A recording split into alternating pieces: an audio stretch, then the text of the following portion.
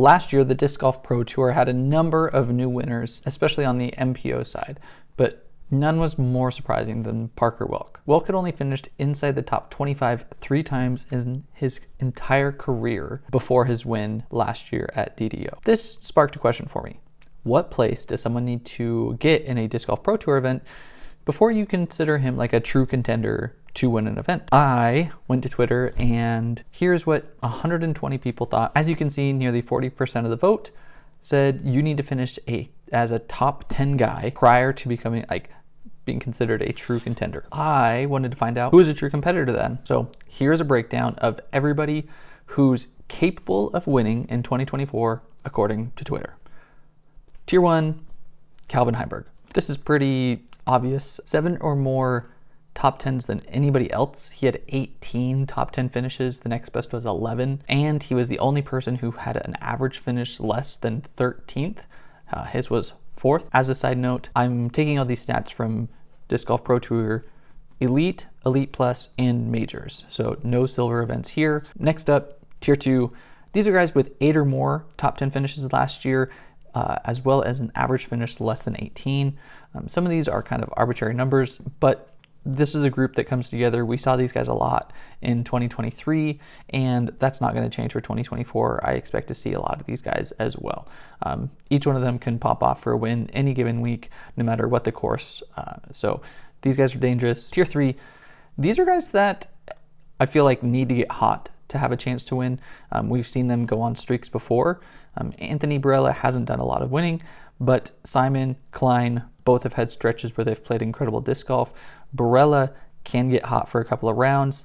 Unfortunately, he hasn't been able to put a full tournament together to take away a win, but absolutely capable. And truthfully, if they rattled off a couple of wins, nobody would be surprised by that. Tier number 4, these guys are kind of the opposite side of tier number 3. These are your staples. These guys have consistent games. They do not have as many top 10s as everybody previously listed. These guys all had under 5 this last year, but they have an average finish inside the top 20, and so they do put themselves in contention, but they did not have that pop-off potential this last season. They're going to have to push themselves just a little bit harder to make that happen in 2024. Tier 5. This is the last of the true constant top finishers.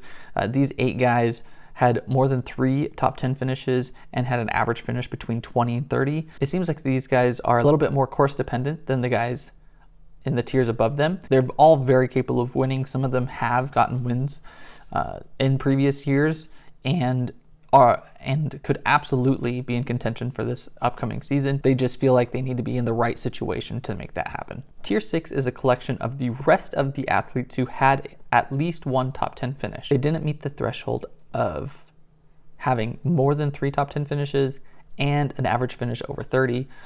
So these are guys that some of them may have had 3 or 4, even 5 top 10 finishes, but they had some very, very bad results that caused their average finish to drop below a point where I feel like they are a true competitor week in and week out. These are guys that apparently Twitter still thinks can have a shot at winning, which some of these guys are that's absolutely the case.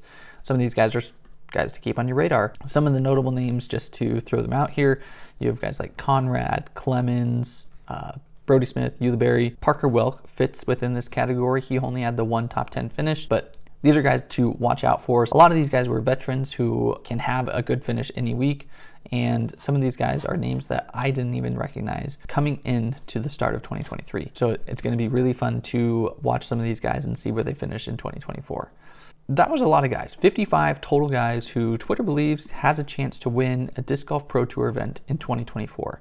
Now, there were some names that I found interesting that they weren't on this list, and some of them are actually pretty good. Here are the 15 guys who were in the top 64 of the Disc Golf Pro Tour standings that did not finish in the top 10 at a single event. Those marked in red had the top 4 average finishes out of this group.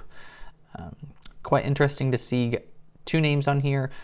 Robert Burridge and Kramer, they were 34th and 35th respectively in Disc Golf Pro Tour standings, just missing the Tour Championships. So for them to finish that highly on the points without getting a top 10 is quite impressive, and we could easily see them jump up into that top 32 this upcoming season if they're able to push up and snag a top 10. Well, there you have it. Twitter thinks there's 55 guys that have a chance to win a Disc Golf Pro Tour event next season. It's going to be fun to watch and see to see if that is the case, and if we have any more outliers like Parker Welk this next season.